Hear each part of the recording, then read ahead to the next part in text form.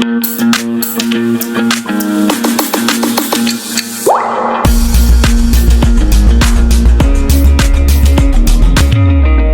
Ji, we are doing Sonic School 2021. We have to do question number 118. Solve करिए जी, बताइए क्या answer होगा. Question है जी, in a certain code language computer is written as RFUVQNPC. आपको बताना है मेडिसिन का कोड क्या होगा. B first.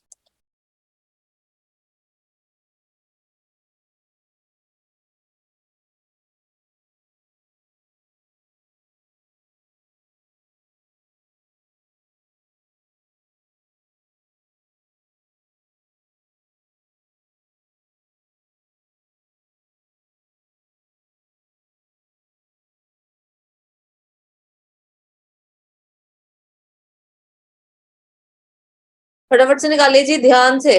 ठीक है ठीक है ठीक है विश्व. ABC तीन आंसर आ रहे हैं. ऑब्वियसली क्लास में बहुत सारे बच्चे गलत होने वाले हैं. डी भी आ गया जी. चलो ABCD चारों आंसर्स आ रहे हैं. टेक्निकली वो पॉसिबल तो है नहीं कि ABCD चारों आंसर्स आए. तो मतलब आप सब में से बहुत सारे बच्चे गलत होने वाले हैं. निकालिए फटाफट से आंसर क्या आएगा.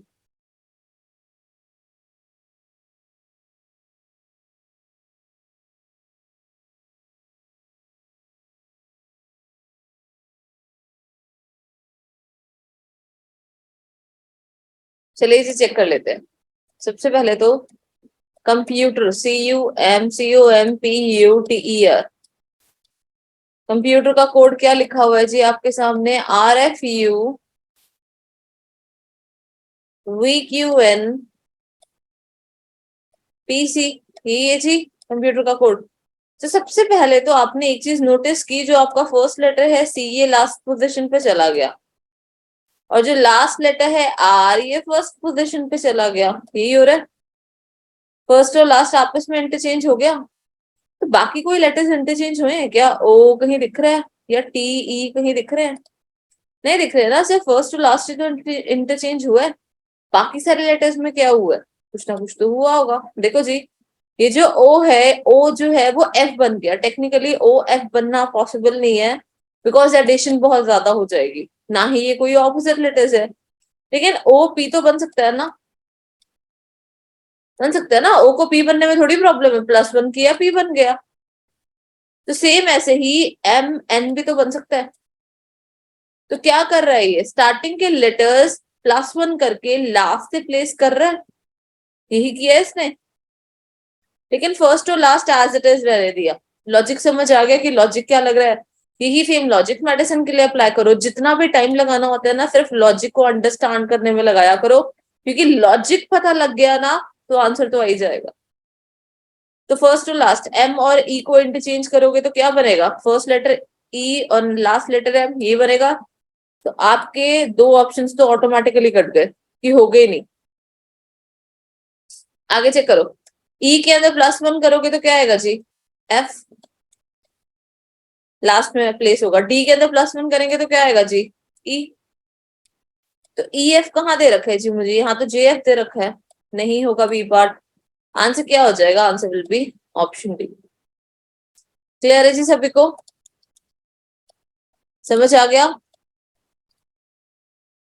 कृष्णा, हर क्वेश्चन के बाद हैंड रेज शुरू हो गया आपका, है ना. क्वेश्चन खत्म, hand raise start. Chat box में लिखो. Am I clear with it? The correct answer of this question is option D. तो मतलब जो ABC वाले हैं वो सभी के सभी गलत है. और हम फिर भी ध्यान से नहीं कर रहे, है ना. Here is the next question. Question number 119. बताइए जी. South east become north, north east become west, and so on. What will west become?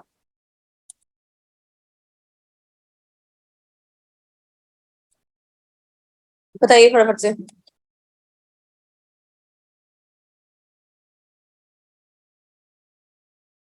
Krishna ji chat box में बताओ. हर क्वेश्चन के बाद अनम्यूट नहीं कर सकती मैं आपको. ठीक है. उस्मान मैं देख लूंगी आपका. ठीक है, फिर बता दूंगी. कहाँ पे किया आपने. आज की असाइनमेंट के नीचे. कौन सी डे के असाइनमेंट के नीचे किया मुझे बता दो.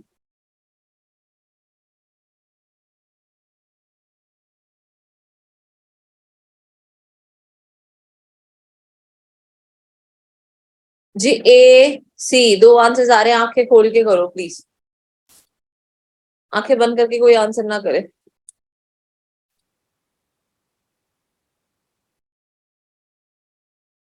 फिर पानी क्या करना है आपको कि वो 2022 होगा या 2023, कुछ फर्क पड़ता है उससे?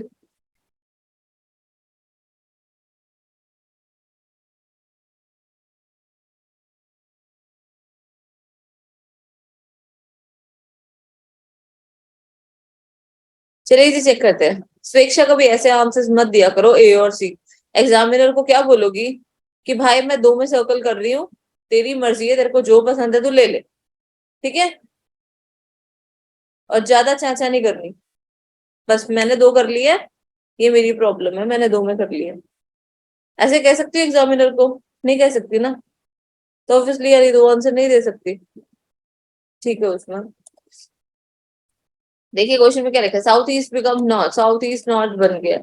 Here is north, south, east and west. South east कहाँ बनेगा? साउथ एंड ईस्ट के बीच में होता है जी साउथ ईस्ट। साउथ ईस्ट क्या बन गया जी? नॉर्थ बन गया। नॉर्थ कैसे बना है साउथ ईस्ट? ये रहा साउथ ईस्ट। कैसे जाना है जी आपको?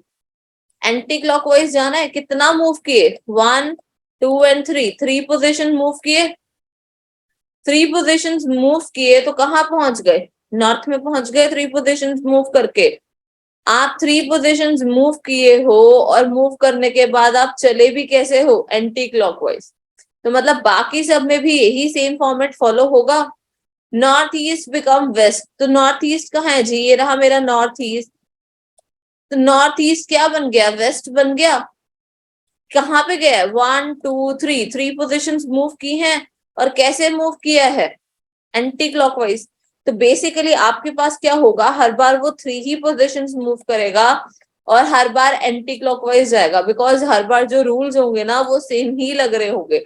और यही चीज आपको फाइनल आंसर में अप्लाई करनी है कि वेस्ट क्या बनेगा। तो वेस्ट कहाँ दे रखा है आपको? Here is west. कैसे मूव करना है? Anti clockwise. कितने पोजिशन स्लिप करने हैं? 3 ही पोजिशन स्लिप करने हैं। तो 1 2 एंड 3, 3 पोजिशन स्लिप करोगे, क्या बन जाएगा? South east. आंसर क्या हो जाएगा? South east, which is option C. Clear है जी? समझ आ गया? दिक्कत परेशानी किसी को अब?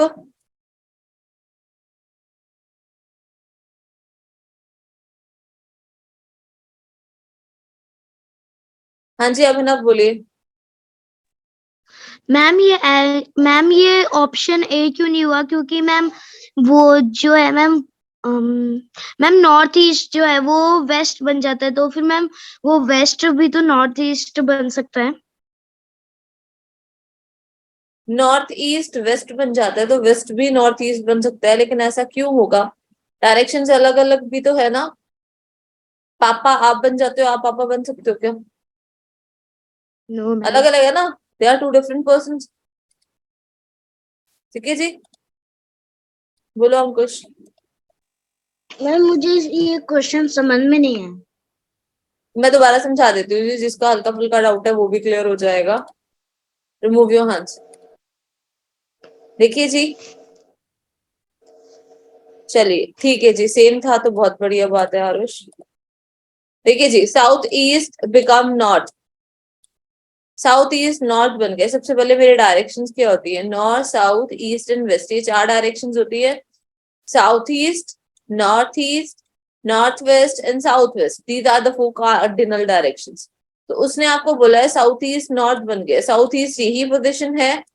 क्या बना है? नॉर्थ बना है। तो सबसे पहले पोजिशन देखा करो कितना चला है। 1 2 एंड 3, 3 पोजिशन चला है। कैसे चला है वो भी?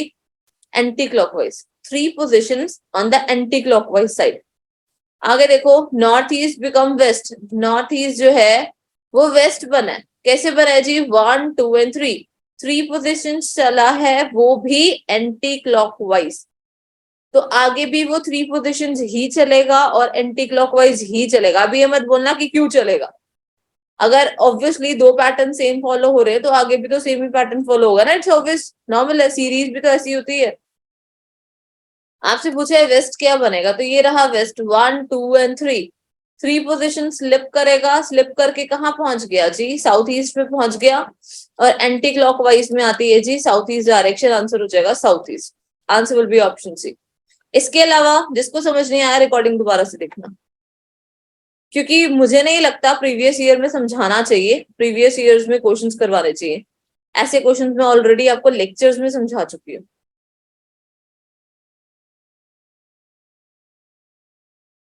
क्वेश्चन नंबर 120 बताइए जी, 10, 100, 200, 310, सॉल्व करिए जल्दी से। 10 से 100 कैसे गया, 100 से 200 कैसे गया, 200 से 310 कैसे गया, और प्लीज कोई अननेसेसरी हैंड ना रेस करे, जिसको जो भी प्रॉब्लम है in the chat box please, because ऐसे क्वेश्चंस बहुत कम होते हैं और क्लास का टाइम बहुत वेस्ट होता है बेफालतू का। क्लास में 60 स्टूडेंट्स हैं, अगर मैं 60 बच्चों को अनम्यूट करने लग जाऊं तो क्लास होगी ही नहीं technically. Be fast to giving your answer, और आंसर्स मुझे ऑन नोट चाहिए करेक्ट, तो समझ के आंसर करिए प्लीज। 10 से 100 कैसे गया, 100 से 200 कैसे गया,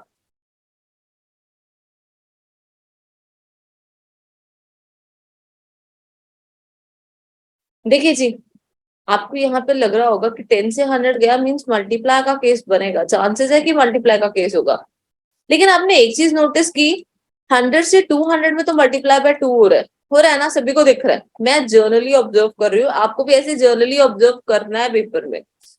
लेकिन 200 से मल्टीप्लाई बाय 2 करोगे तो 400 आएगा ना, यहाँ 400 तो नहीं दे रखा, और 10 को 2 से मल्टीप्लाई करोगे तो 20 आएगा ना, 100 थोड़ी आएगा, तो मतलब यहाँ पर मल्टीप्लाई का 2 केस लग ही नहीं रहा होगा, मल्टीप्लाई का कोई केस ही नहीं होगा। और ये सारी ऑब्जर्वेशन आपकी 10 सेकेंड्स के अंदर हो जानी चाहिए, इतना प्रो होने चाहिए आप कि यहाँ पे अगर मल्टीप्लाई नहीं लग रहा फिर क्या लग रहा होगा, 100 माइनस 10 क्या हो जाएगा जी, 90, 200 माइनस 100 क्या हो जाएगा जी, 100। तो जी पहले 90 आया, फिर 100 आया, आगे 110 आना चाहिए, आना चाहिए, तो देखो आ भी गया, आ गया माइनस करके, मुझे सीरीज पैटर्न मिल गया, पहले 90 फिर 100 फिर 110, आगे क्या होना चाहिए, 120 होना चाहिए, इट्स ऑब्वियस। तो 310 के अंदर अगर मैं 120 ऐड करूंगी क्या बनेगा, it become 430, answer will be 430 which is option C. Clear है जी, आगे समझ, चल आई मूव फर्दर, चले आगे नेक्स्ट पे, क्लैरिटी है जी सभी को।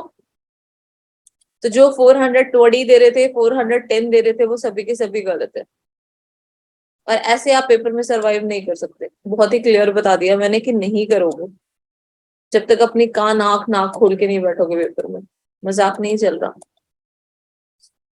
Question number 121, this is a question of repeated series, करिए solve.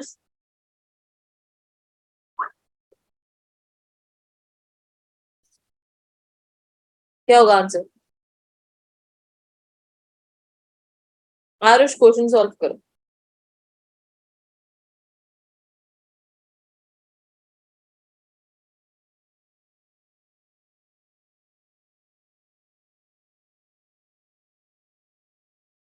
Be fast to answer it.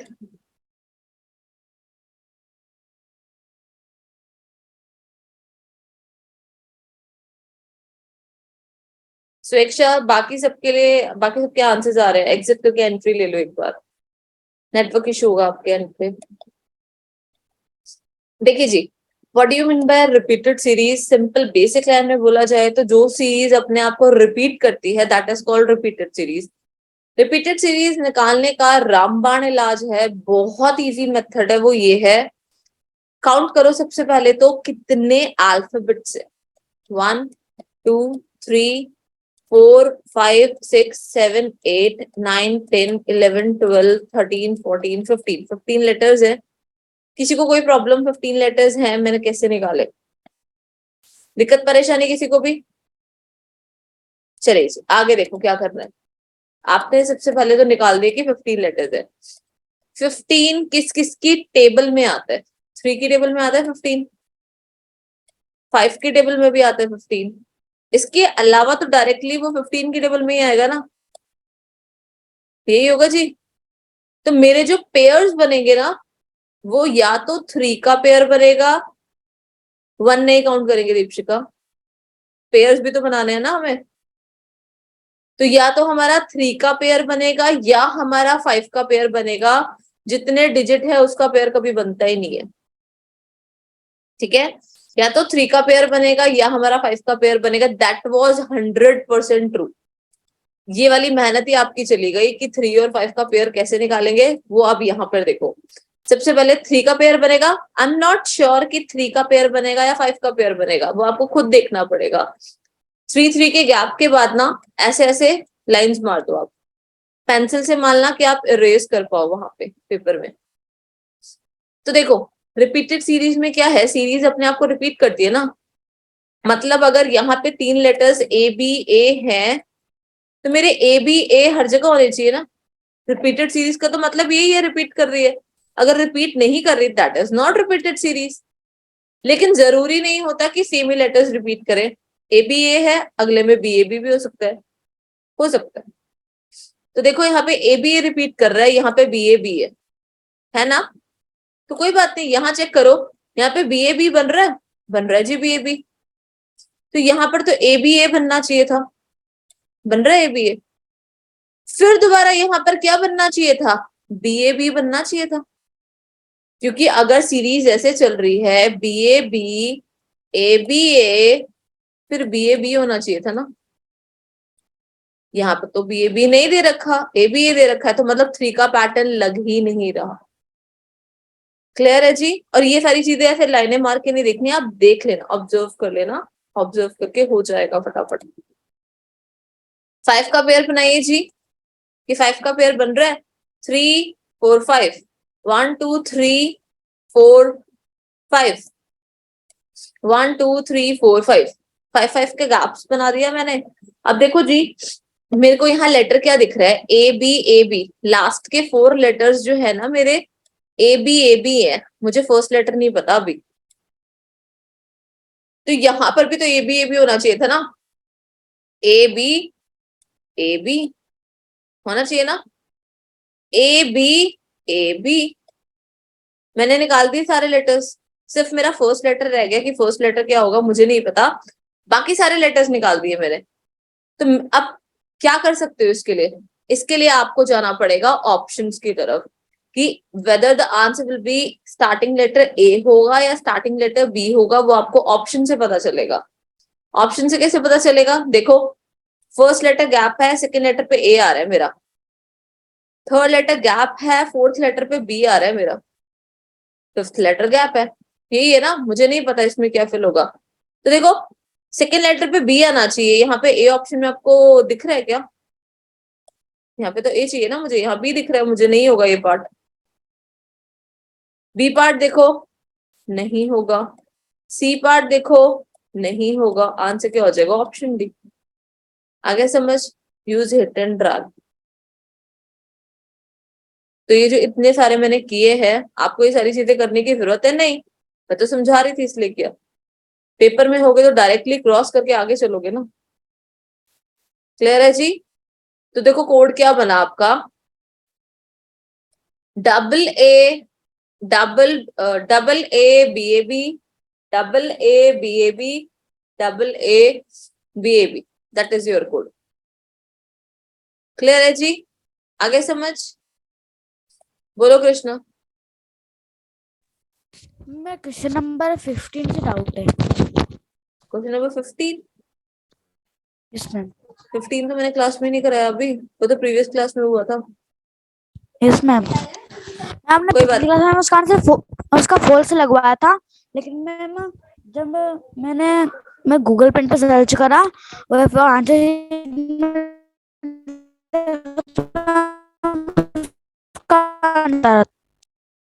Krishna, books में बहुत सारे आंसर्स गलत दे रखे हैं, ठीक है, तभी मैं बोलती हूँ कि बुक्स को परमानेंट प्रेफर मत किया करो, बुकलेट में बहुत आंसर्स गलत है, ठीक है। और आई थिंक ये लाइन मैं आज पहली बार तो बोल ही नहीं रही हूँ, जो ये लाइन आप मेरे से पूछ रहे हो। मैंने तो कितने टाइम पहले भी बोला था कि बुकलेट्स में आंसर्स प्रेफर मत किया करो, बुकलेट्स के बहुत सारे आंसर्स गलत है, अपना दिमाग यूज किया करो, है ना। वो सबके पास बहुत सारा है। निकालिए क्वेश्चन नंबर 122, बताइए। 2 1 1/2 1/4, बताइए क्या आंसर आएगा। फिर अटेंडेंस का लिंक भेजते हैं आपको, फटाफट से करो ये वाला क्वेश्चन। ये वाला क्वेश्चन टेस्ट में भी दिया था मैंने।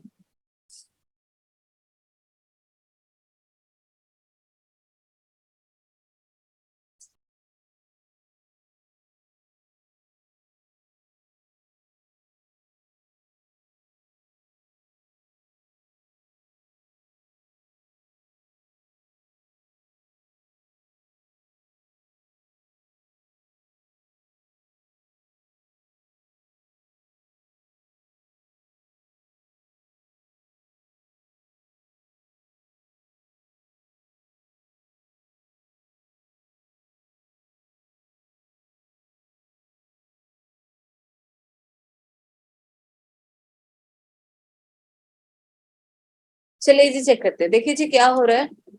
सबसे पहले 2 था, देन 1, देन 1/2, देन 1/4।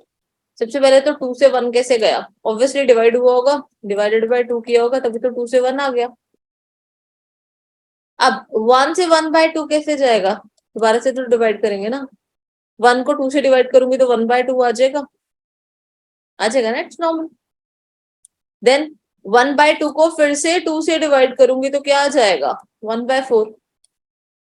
तो आगे 1/4 को मैं फिर से 2 से डिवाइड करूंगी तो क्या आना चाहिए, 1/8।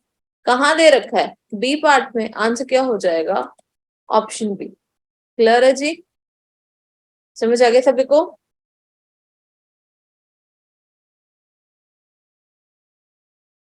1/8 आएगा जी, 1/16 नहीं आएगा।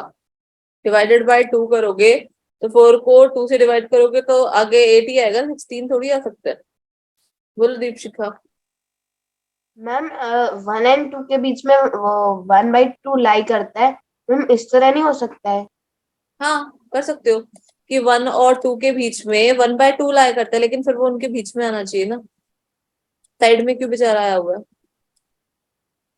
मैम ऐसे लिख दिया है कि इन दोनों के बीच में मिडिल टर्म ये है। हाँ ठीक है, अगर आपने ऐसे सोचना है तो कर सकते हो, कोई प्रॉब्लम नहीं है, तो आपकी मैम इससे इमेजिनेशन है। हाँ ऐसे हो जाएगा कि 1 और 1/2 के बीच में 1/4 लाया करता है, तो ऐसे 1/2 और 1/4 के बीच में 1/8 लाया करेगा, जो यहाँ आएगा।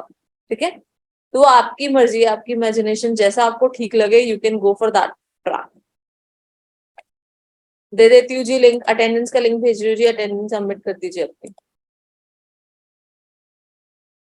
जी। Here is the link of the attendance, will your attendance first. हाँ जी जी भेज रही हूँ, अटेंडेंस का लिंक ही भेजा, कर लीजिए जी अटेंडेंस फटाफट से कर लीजिए।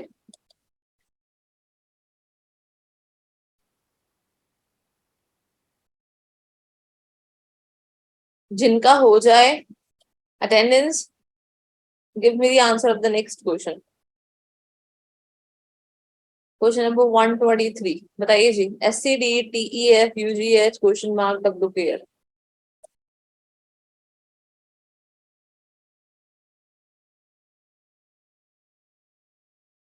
क्या आंसर होगा।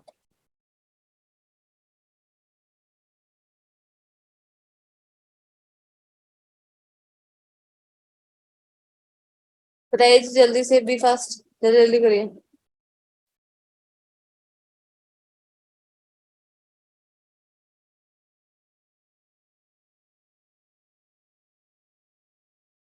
देखिए जी इस क्वेश्चन में क्या दे रखा है आपको, सीरीज का क्वेश्चन है। MNOPQRSTU, नेक्स्ट लेटर क्या आना चाहिए था, वी। तो ऑप्शंस में देखिए वी कहाँ पर दे रखा है, सी पार्ट में वी दे रखा है, आंसर क्या हो जाएगा, ऑप्शन सी। बाकी सबको चेक करने की जरूरत है जो तो जी बिल्कुल नहीं, किसी को भी कुछ चेक करने की जरूरत नहीं है, डायरेक्टली आंसर पे टिक करिए, आगे चलिए। फालतू का टाइम वेस्ट मत किया करो पेपर में, बिकॉज मैथ्स आपका बहुत टाइम वेस्ट करवाएगी, तो रीजनिंग में बचा लो अपना टाइम जितना बच सकता है। क्लियर है, चले आगे नेक्स्ट पे, चलिए जी आगे चलते हैं। क्वेश्चन नंबर 124 बताइए जी। वे इज कोडेड एज 679, मैं इज कोडेड एज 579, तो ये का कोड क्या होगा?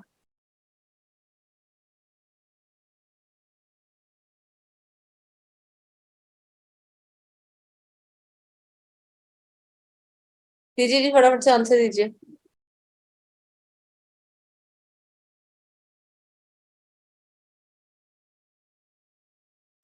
Okay, ji, everyone is going for the same answer till now. कुछ बच्चे गलत दे रहे हैं बीच में, otherwise most of the persons are going for the same answer. देखिए जी, बहुत ही कॉमन सी चीज है। WAY का कोड दे रखा है आपको 679, दे रखा है ना। पूछा किसका है? YAW का। WAY का दे रखा है, YAW का पूछा है, रिवर्स का ही तो पूछा है। पूछा है ना रिवर्स का, माइंड में क्लिक हुआ होगा ना जब ऐसे ही क्वेश्चन देखा तो। जिनका क्लिक हुआ है ना, मेरे साइड से थम्स अप उनके लिए, क्योंकि उनका क्लिक होना चाहिए। If you want to clear the exam तो क्लिक होना चाहिए। तो रिवर्स में लिखोगे ना, 679 का रिवर्स क्या हो जाएगा? 976। कहाँ दे रखा है जी? ए पार्ट में। आंसर क्या हो जाएगा? Option A. 10 सेकेंड्स भी नहीं लगेंगे इस क्वेश्चन को करने के लिए, ये उससे जल्दी ही हो जाता। क्लियर है जी? चले आगे। चलो जी आगे चलते हैं। The last and the final question for this previous year. By this, the previous year will end up. बताइए। In a class of 45 students, Amir rank from the top is 16th. Ashok is 6th rank below Amir. What is Ashok's rank from the bottom? बताइए क्या answer होगा? Ranking test का question है, फटाफट से answer बताइए।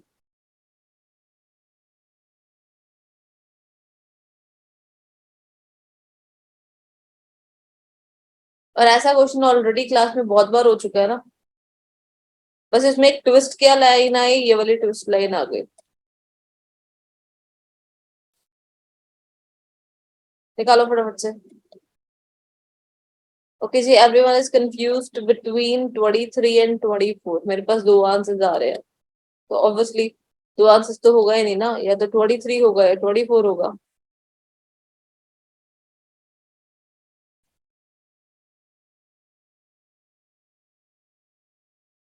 ध्यान से देखो क्या आंसर होगा, ध्यान से सॉल्व करिए।